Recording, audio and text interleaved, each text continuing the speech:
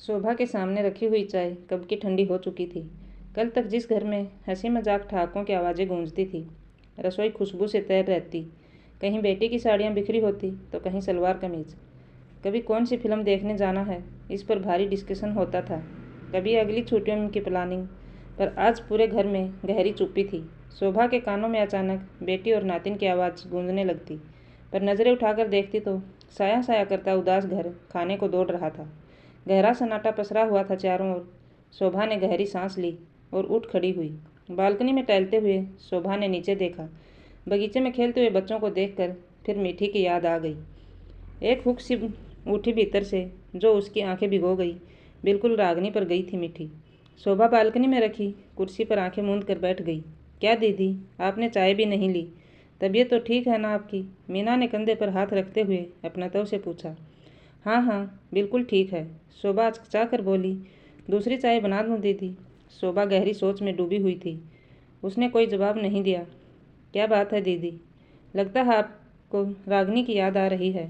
मीना वर्षों से शोभा के पास काम करती थी, भली भांति जानती थी कि उसके मन में क्या चल रहा है। अरे नहीं री, शोभा ने जबरदस्ती मुस्कुराने का प्रयास किया। बेटी तो होती ही पराया धन है। मैं तो खुश हूँ। ऐसा योग्य दामाद और नातिन का सुख लिखा है मेरे भाग्य में। मैं तो अगर दिया लेकर ढूंढती तब भी ऐसा दामाद न ढूंढ पाती। ये तो रागनी की किस्मत है कि उसे ऐसा होनहार, व्यवहार कुशल, नेक दिल जीवन साथी मिल जा। चल थोड़ी सी कॉफ़ी बना दे। मीना को कॉफ़ी का कहकर शोभा अपने बेडरूम में आ गई। तकिया लेकर लेटी तो बंद आंखों के सामने अतीत चलचित्र की भांति संजीव हो उठा। ये बात तब की है जब मैं बीए सेकेंड ईयर में थी। एक दिन पापा ने आकर कहा, कल अनिल के मम्मी पापा आ रहे हैं तुम्हें देखने। शोभा, तुम घर पर ही रहना।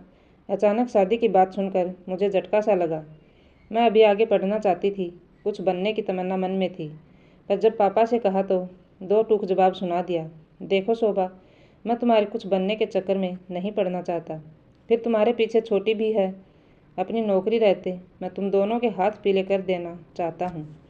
भगवान ने बेटा तो दिया नहीं, समय रहते मैं अपनी जिम्मेदारियों से मुक्त होना चाहता हूँ। अनिल अच्छे खाते पीते घर का लड़का है। वो तो तुम सुंदर हो इसलिए बात बनी है, वरना उसके घर लड़की वालों की लाइन लगी है। पापा मुझे समझा रहे थे। मेरी आंखों के आगे अंधेरा छा गया। मेरे सपने चूर चूर हो गए थे। बहुत रोई थी उस दिन में। मुझे याद आए बचपन के वे दिन जब पापा मुझे राजकुमारी कहकर बुलाया करते थे। हम दो बहनें ही थी, पर पापा ने कभी हमें बेटे से कमतर नहीं माना था। पर आज पापा अक्सर कहते थे, देखना मेरी होनहार बेटियां मेरा नाम दुनिया में रोशन करेंगी। मैं इसे ऑफिसर बनाऊंगा। पर मम्मी के जाने के बाद पापा बिल्कुल बदल गए। हमेशा हंसते रहने वाले पापा का स्वभाव चिड़चिड़ा हो गया था। उन्हें अपनी जिम्मेदारियों से निवृत्त होने की भी बहुत जल्दी थी। उन्हें लगता कहीं मेरी भी ऐसे में मौत हो गई तो शायद ये भय उनके डिप्रेशन का कारण बन गया और निगल गया हमारे तमाम सपनों को। मैंने और छोटी बहन सुधा ने बहुत कोशिश की, पर पापा को डिप्रेशन से बाहर नहीं निकाल पाए। अब तो घर में वही होता जो पापा कह देते।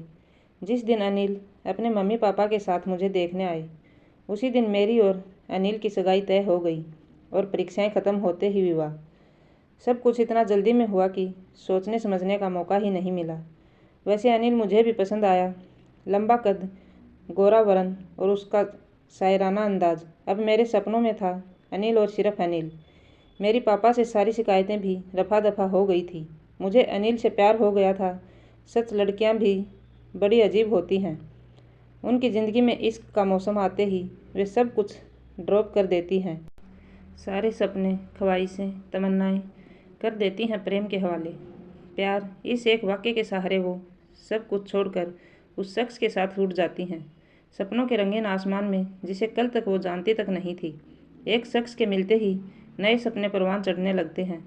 इंद्रधनुषी ख्वाहिशें नए सिरे से ज़िंदगी की फलसफा तय करने लगती हैं। पूरी दुनिया को उसी नज़र से देखने लगती हैं जिन आँखों में उसे खुद के लिए प्यार दिखाई देता है। शादी के बाद ठीक ऐसा ही हाल मेरा भी था। अनिल को देखकर दिन शुरू होता तो अनिल की बाहों में रात। मैं वही पहनती जो अनिल को पसंद था, वही करती जो अनिल को पसंद आए। मेरी सोच विचार सब पर अनिल का कब्जा था। अनिल के प्यार का जादू मेरे सर चढ़कर बोल रहा था, मेरी ज़िंदगी अनिल से शुरू होकर उसके आगे पीछे लट्टू की तरह नाच रही थी। शादी के महीने भर बाद हम हनीमून मनाने मसूरी चले गए। गुलाबी सुबह, सुहानी शाम, खुशनुमा माहौल, पींगे भरता इश्क, बाहों में बाहें और आंखों में आंखें डाले एक दूसरे का साथ। लेकिन इन सब के बीच कुछ ऐसा था जो मुझे हलवे के बीच किरकिरी का एहसास करवा रहा था। हनीमून के दौरान मैं समझ गई थी कि अनिल को काफ़ी गुस्सा आता है।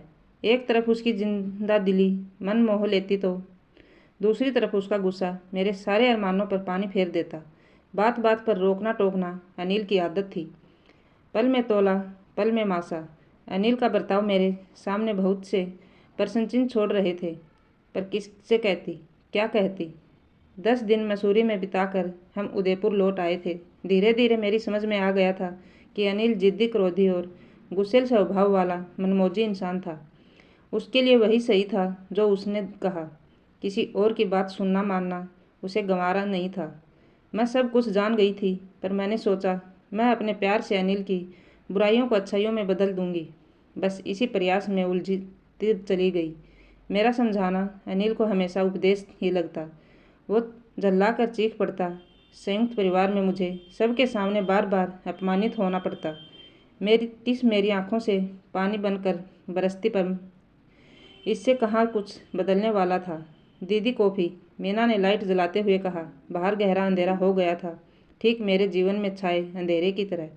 पर रात को जो चंद्रमा आलोकित करता है, रागनी भी रोशनी बनकर आई थी मेरी जिंदगी में। कॉफ़ी पीते हुए यादों के पन्ने फिर फड़फड़ाने लगे थे मेरे सामने।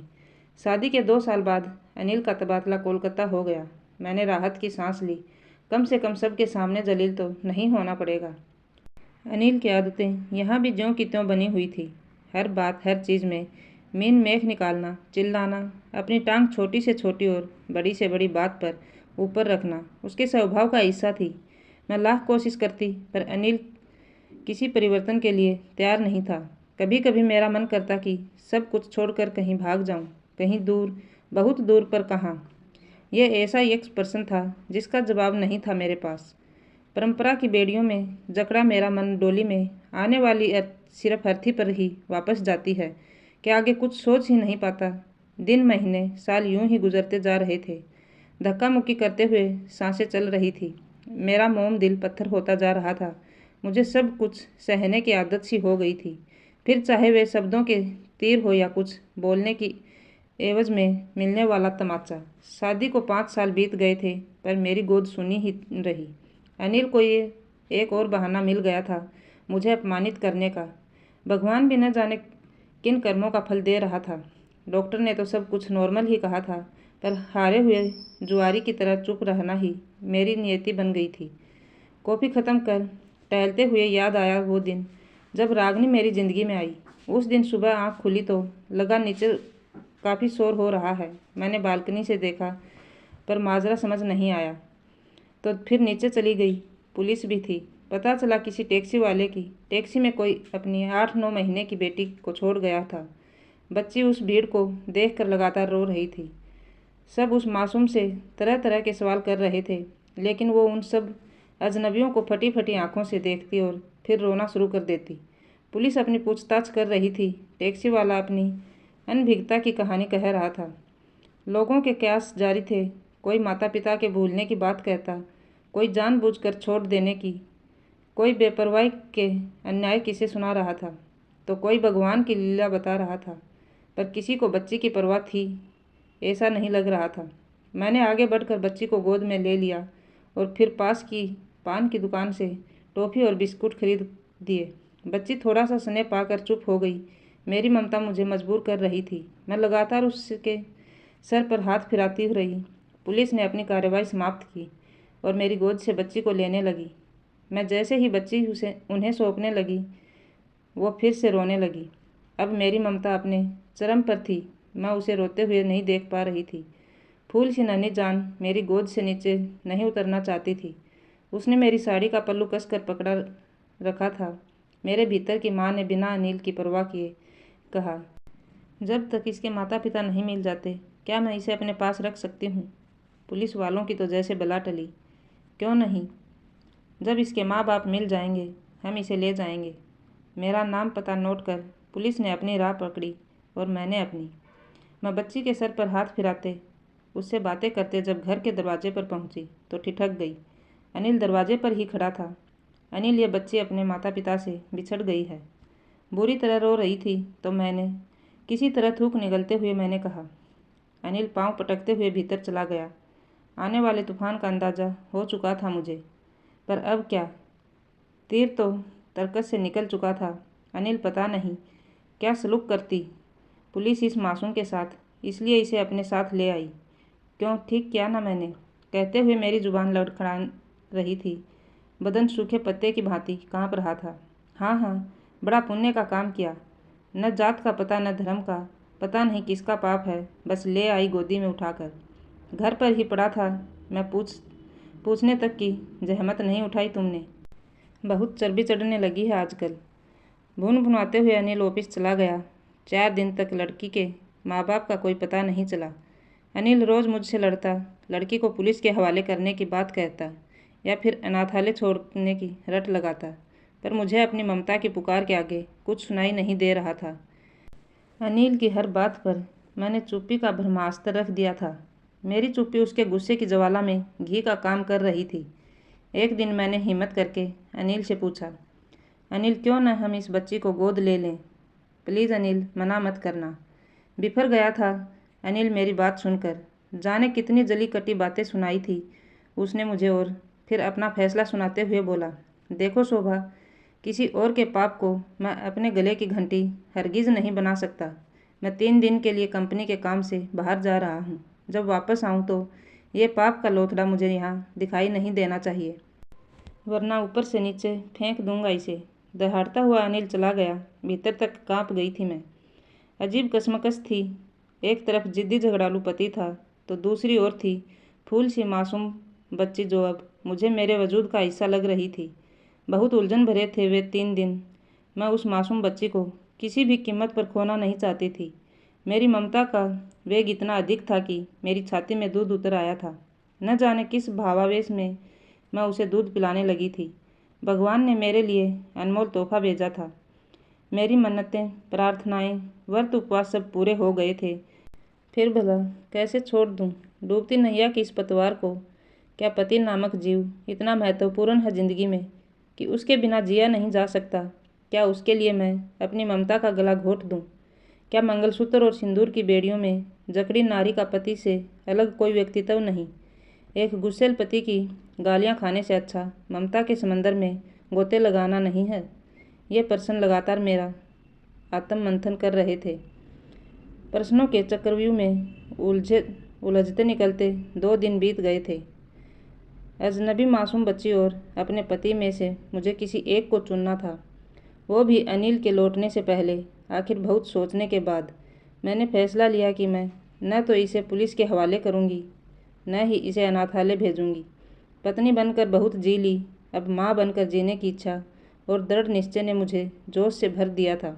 मैंने अपना सामान बांधा, जेवर और पैसे भी रख लिए। मैं जानती थी जब तक कोई स्थायी इंतजाम और नौकरी नहीं मिलती, इन्हीं रुपयों से काम चलाना होगा। अनिल के नाम मैंने एक छोटा सा खत छोड़ दिया। अनिल, मैं जा रही हूँ। पत्नी बनकर जी ली। मुझे नहीं लगता तुम्हें मेरी कोई खास ज़रूरत होगी। आज इस मासूम को मेरी ज़रूरत है। तुम इसे अपना नहीं सकते और मैं इसे छोड़ नहीं सकती, इसलिए जा रही हूँ। माँ बनकर जीना चाहती हूँ। तुम चाहो तो दूसरी शादी कर लेना, मैं कभी तुम्हारे पास लौट कर नहीं आऊँगी। मुझे जीने का मकसद मिल गया है, इसे खोना नहीं चाहती। शोभा। इसके पश्चात कोलकाता से दूर इस छोटे से कस्बे में आ गई। अब सफ़ेद साड़ी मेरे विधवा होने की पहचान थी।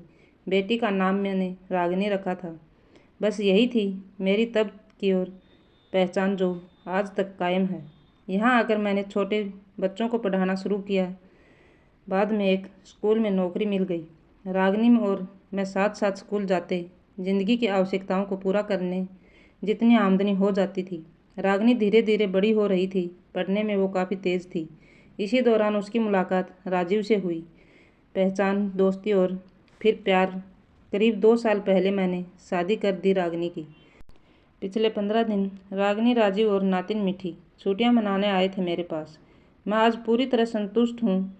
एक माँ के रूप में, नानी के रूप में मेरे हाथ खुद ब खुद आसमान की ओर जुड़ गए। हे भगवान, मैं तेरी शुक्रगुजार हूँ। तूने मेरी गोद ममता से भर दी। मेरी सबसे बड़ी दौलत है मेरी बेटी रागिनी। मैं बहुत खुशनसीब हूँ क्योंकि मैं एक माँ हूँ, सिर्फ एक माँ।